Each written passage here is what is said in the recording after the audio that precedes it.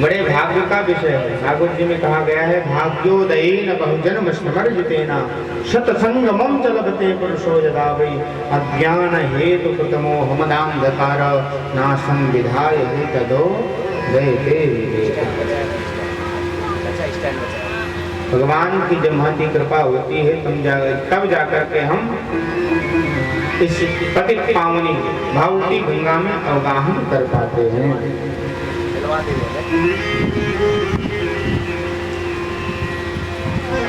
तो कल की कथा जो है होना तो आगे तक था, लेकिन समय विलंब होने के कारण, समय अधिक होने के कारण कथा का विश्राम कर दिया गया।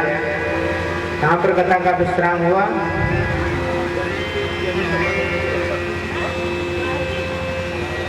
सती जी कुंड पर जाकर के कूद गए, अपने तन को जो समाप्त कर दिया। देवता जो है यज्ञ कुंड की रक्षा के लिए भगवान भोलेनाथ के पास पहुंचे। ब्रह्मादि देवता,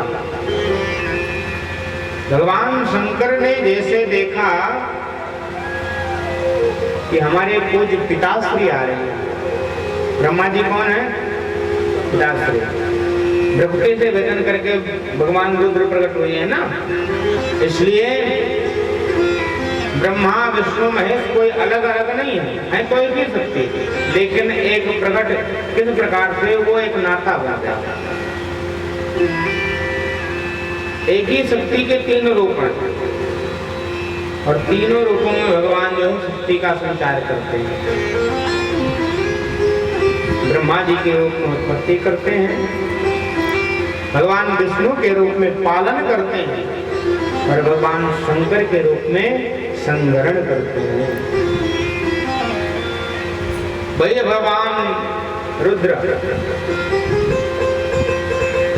महाराज समस्त देवता जब पहुंचे, ब्रह्मा जी को तुरंत खड़े होकर के प्रणाम किया भगवान शंकर ने।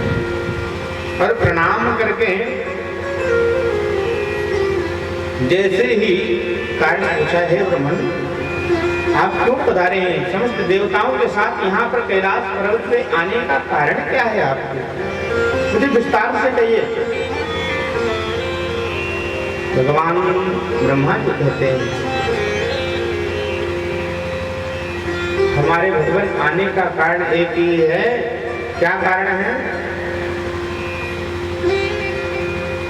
कारण यह है कि आप के द्वारा भेजा गया जो वीरभद्रगण है, उसने जाकर के यज्ञ को विध्वंस कर दिया। हम आपसे क्षमा प्रार्थी हैं। समस्त देवता हाथ जोड़ लिए, भगवान हम क्षमा प्रार्थी हैं। हम बिना आपकी आज्ञा के जाकर के उस यज्ञ में जाकर के भाग लेने का दुस्साहस किया हमने।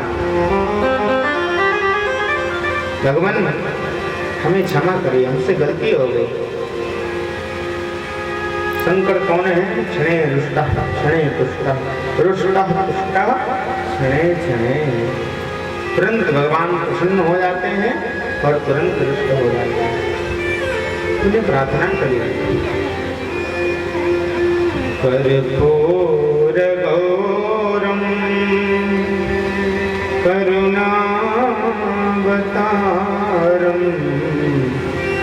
संसार सारम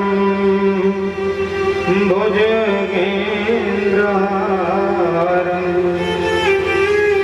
सदा वसन्तं हृदयारविन्दे भवं भवानी सहितं नमामि सहितं नमामि। हमसे बहुत बड़ी गलती हो गई जो बिना आपकी आज्ञा के हम जाकर के वहां यज्ञ में भाग लेने के लिए पहुंचे। तो वो हमको क्षमा करिए। अच्छा कोई बात नहीं। भगवान भोलेनाथ प्रसन्न हो गए और कहा चिंता मत करिए। देवताओं ने कहा कि भगवान आप उस यज्ञ को चल करके पूर्ण करिए। उस देवताओं के कथानुसार भगवान शामदास चल पड़ते हैं और जाकर के कनखल में कहते हैं यज्ञ को प्रारंभ करो। देवता कहते हैं महाराज यज्ञ को कैसे प्रारंभ करें, जब यजमान ही नहीं रहा तो यज्ञ कैसे प्रारंभ हो जाएगा। आपके वीरभद्र ने उनकी गर्दन को तोड़ मरोड़ करके यज्ञ कुंड में स्वाहा कर दिया। भगवान शाम सदाशिव के आदेशानुसार वृक्ष को बकरे का सर लगाया। किसका सर? बकरे का। जैसे ही बकरे का सर लगाया गया, वह दक्ष बोलने का प्रयास करता है, लेकिन बकरा किस तरह बोलता है पता है ना? स्तुति करने का प्रयास करता है, लेकिन उसके मुखार में से क्या निकला है? बम बम। इसलिए गाल बजाते हैं ना, जो शिव के भक्त होते हैं वो गाल बजाते हैं। शंकर भगवान इसलिए प्रसन्न हो जाते हैं, उनको अपने ससुर जी की याद आ जाती है कि मेरे ससुर जी कैसे गाल बजा बजा करके बकरे के रूप में मेरी स्तुति करते हैं। भगवान शाम सदाशिव यज्ञ को पूर्ण करते हैं और अपने पूर्ण करके सबसे पहले भृगु जी महाराज के पास जाते हैं। भृगु जी महाराज हाथ बढ़ करके खड़े हो जाते हैं और कहते हैं, भगवान आपके इन दूतों ने आकर के मेरी लंबी लंबी दाढ़ी थी उसको तोड़ करके उखाड़ करके यज्ञ कुंड में फेंक दिया। भगवान मेरा दाढ़ी के बिना रहना मुश्किल है, मैं दाढ़ी में हाथ फेरता रहता हूँ बार बार। भगवान शंकर ने कहा कि देखो पूरी दाढ़ी तो नहीं आ सकती है, लेकिन थोड़ी सी दाढ़ी आ आशीर्वाद दिया। प्रभु जी महाराज ने हाथ जोड़ लिया, ठीक है महाराज जैसे आप क्या किया, हम तो भैया फ्रेंच कटिंग में काम चला लेंगे। अब भक्त देवता दौड़े दौड़े आए, भगवान हमको तो इन देवता ने, हम हंस रहे थे तो हमारे जितने दांत थे सब तोड़ दिए। उनको आशीर्वाद दिया कि जाओ तुमको अब खाने की जरूरत नहीं, खूब सत्तू घोर घोर करके पियो और आनंद लो। पहले सत्तू खूब ग्रामीण क्षेत्रों में खाते थे लोग, अब तो कोई नहीं खाता होता ज्यादा। मिलता तो है वैसे भी मार्केट में, लेकिन खाते नहीं कोई ज्यादा। पहले बचपन में मुझे ध्यान है हमारे दादाजी के साथ में जब गांव में निमंत्रण आता था ना, तो सत्तू जब बनते थे निमंत्रण आया करता था सत्तू का। है? अच्छा, अमावस्या में कौन सी भाई? हाँ, अमावस्या में निमंत्रण होता था, तो छोटा सा दादाजी के साथ में जाया करता था कभी। तो महाराज और इसी प्रकार से भगवान श्याम सदाशिव ने यज्ञ को परिपूर्ण किया है। परिपूर्ण करके उस यज्ञ को कैलाश पर्वत में आए और भगवान के उस नाम में ऐसी समाधि लगी कि वो ध्यान मग्न होकर के बैठ गए और हजारों वर्ष बीत गए, उनकी समाधि नहीं खोली। एक दिन नारद जी महाराज भ्रमण करते करते कैलाश पर्वत श्रीमन नारायण करते हुए पहुंच गए जाकर।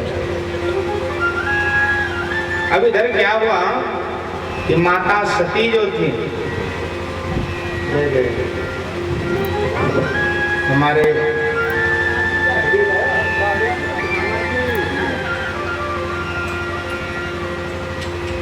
आपका सुनना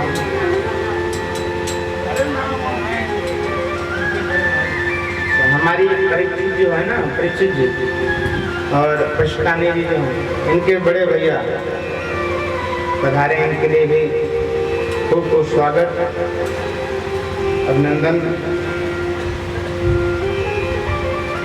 भगवान श्याम सदाशिव समाधि में बैठे हुए, इधर माता सती देह त्याग करके दूसरा अवतार लेकर के पधारी। किसके यहाँ? राजा हिमांचल के यहाँ। हिमांचल के यहाँ अवतार लेकर के जब पधारी, भगवान श्याम सदाशिव की बड़ी प्रिया भक्ता परम भक्ता भगवान श्यामदास शिव की कन्या को जब देखा मैया ने तो खूब उत्साहवर्धन करती कन्या का, घर में खूब शंकर जी के पूजन करते। एक दिन उनके मन में विचार आया कि भगवान श्याम व सदाशिव ऐसे प्राप्त नहीं होंगे, हमको कठिन तपस्या करनी पड़ेगी। और वह सखियों के साथ में वन में जाकर के तपस्या करते हैं।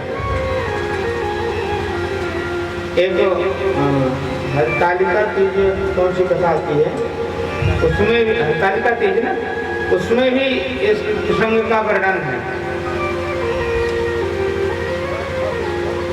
महाराज भगवान श्यामदास शिव का पूजन करती और वहां भगवान श्यामदास शिव प्रकट होकर के वरदान देते हैं कि मैं भी तुमको आकर के वरण करूंगा।